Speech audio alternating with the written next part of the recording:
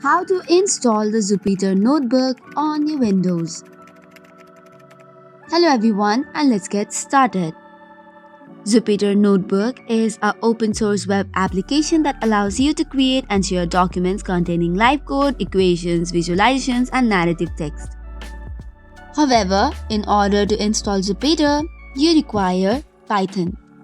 Jupyter Notebook is built on the top of the Python and relies on it to run the code cells within the notebook interface.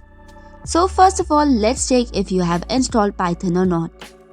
In order to do so, open the command prompt, and from there, you have to type in the command to check the version of the Python, which is Python-version. If not installed, go to Google Chrome and then install the latest version. Next up, create a folder which is for the Jupyter Notebook so that you can install the Jupyter on that folder. Open the command prompt in that location, and once it is opened, type in pip install Jupyter. This command will download and install all the Jupyter packages and the dependencies.